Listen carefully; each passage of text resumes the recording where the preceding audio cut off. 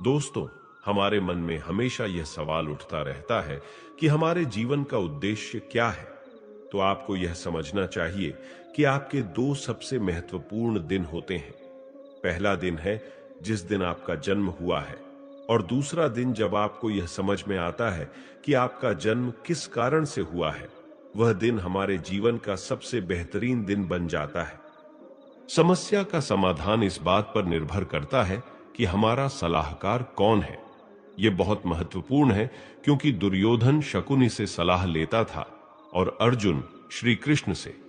श्री कृष्ण कहते हैं, जिस समय कोई समस्या जन्म लेती है तो उसके साथ उसका समाधान भी जन्म लेता है।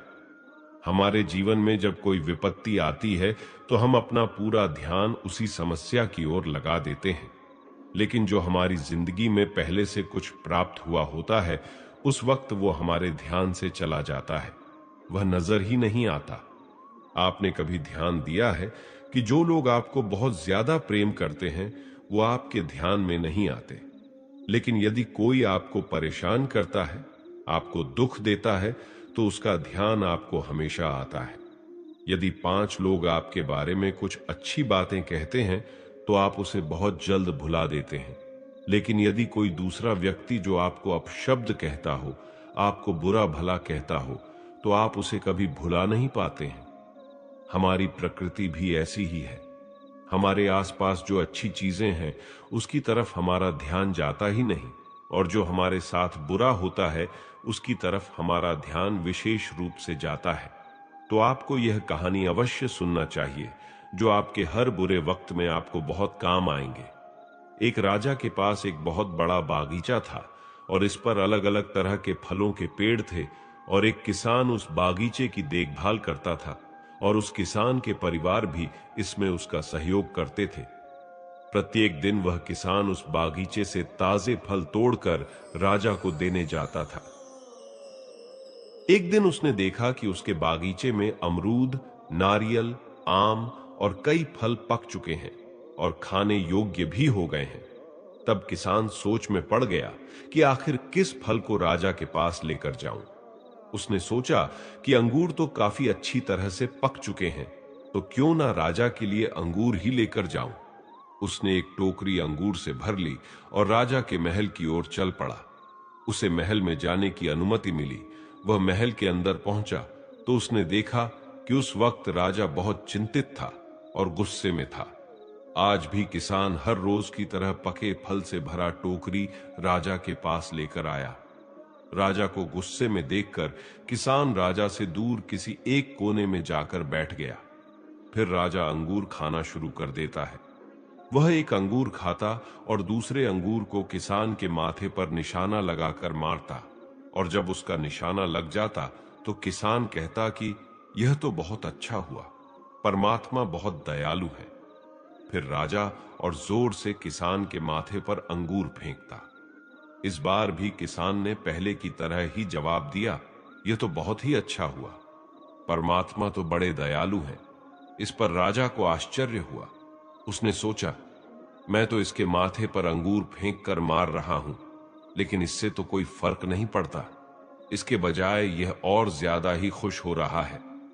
राजा ने इस प्रतिक्रिया को देखकर उससे पूछा, मैं तो तुझे बार बार अंगूर से तेरे माथे पर मार रहा हूं, और तू कह रहा है कि यह तो बहुत अच्छा हुआ, परमात्मा बहुत भले है, तू ऐसा क्यों कह रहा है। इसके जवाब में किसान कहता है, हे राजा, बाग में तो आज अमरूद, नारियल जैसे कई बड़े बड़े फल पककर तैयार हो चुके हैं। वैसे मैं अगर चाहता तो नारियल, अमरूद और बड़े बड़े पके फल भी लेकर आ सकता था, और यदि यहां अंगूर की जगह नारियल, अमरूद इत्यादि होता तो आज तो मेरा बुरा ही हाल हो जाता। इसलिए यही कारण है कि मैं कह रहा हूं राजन, आज तो जो भी हुआ बहुत अच्छा हुआ। ईश्वर बहुत भले हैं, दयालु हैं। दोस्तों, अगर वास्तव में देखा जाए तो यह कहानी हमारी जिंदगी से ही तो जुड़ी है, क्योंकि कभी कभी अंगूर की तरह ही छोटी छोटी मुसीबतें आकर हमारे जीवन में आने वाले नारियल और बड़े बड़े फल के समान बड़ी बड़ी मुसीबतें नहीं आ पाते हैं, और हम सोचने में लग जाते हैं कि आखिर मेरे साथ ही ऐसा क्यों हुआ है।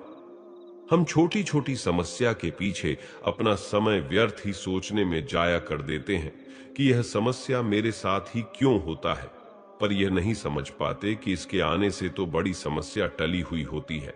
और ऐसा तभी हम समझ पाएंगे जब हम अपने हर तकलीफ को, अपने हर दुखों को गहराई से समझेंगे, उसका विश्लेषण करेंगे।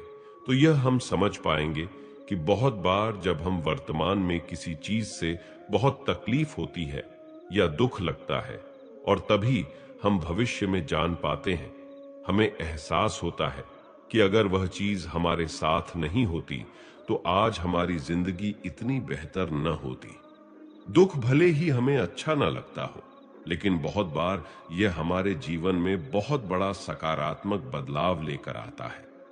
इसलिए ध्यान रहे कि जरूरी नहीं कि हर अच्छी दिखने वाली चीज हमारे लिए अच्छी ही हो, और यह भी हमेशा जरूरी नहीं कि कोई चीज हमें दुख तकलीफ दे रही हो तो वह हमारे लिए गलत साबित हो।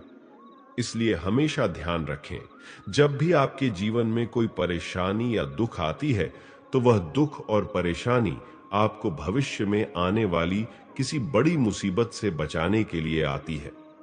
एक बार एक परिवार में पुत्र और पिता रात में भोजन के लिए बैठे, तो उस लड़के की मां ने उन दोनों के प्लेट में जली हुई रोटी और सब्जी परोसे, और उसकी मां ने अपने बेटे और पति से माफी मांगी कि गलती से उसकी रोटी जल गई है।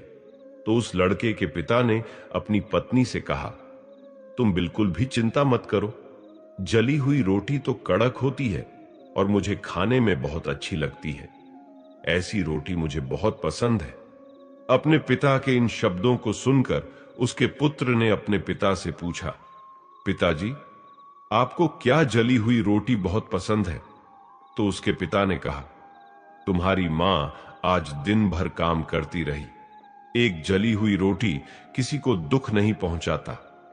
लेकिन अगर मैं ऐसा न कहकर उसे अगर मैं कठोर और तीखे शब्द में उसका जवाब दिया होता तो यह बात उसे बहुत दुख पहुंचता। कठोर और तीखे शब्द दिल को बहुत चोट पहुंचाते हैं। इस दुनिया में कोई भी ऐसा व्यक्ति नहीं होता जिसमें कोई भी कमी ना हो। इसलिए मैंने इस बात को जाना और हम दोनों ने हमेशा जिंदगी भर यही सीखा है कि एक दूसरे की गलती को स्वीकार करना, उन्हें अनदेखा करना, हमें एक दूसरे की कमियों को स्वीकार करके जीवन को जीना सीखना चाहिए। तभी हमारे संबंध खुशहाल रह पाएंगे। मित्रों, इस कहानी से हमें यह सीखने को मिलता है कि हम लोगों को अपनी जिंदगी में एक दूसरे की गलतियों को माफ करना सीखना चाहिए। एक दूसरे को कठोर और कड़वे शब्द ना कहें, बल्कि एक दूसरे की कमी को जानकर एक दूसरे का सहारा बनना चाहिए। वहीं उसके उलटे अगर हम एक दूसरे की कमियों को अपने दिल में बिठाना शुरू कर देते हैं, अपने दिल से लगा बैठते हैं, तो हमारी पूरी जिंदगी कड़वाहट से ही भर जाती है। हमारे सारे रिश्ते कड़वाहट से भर जाते हैं। जिंदगी में यह सभी बातें आती ही रहेंगी, लेकिन निर्णय आपका है। क्या आप उसमें खुश रहते हैं या आप उसमें स्वयं को दुखी करके जीवन पर्यंत परेशान रहते हैं?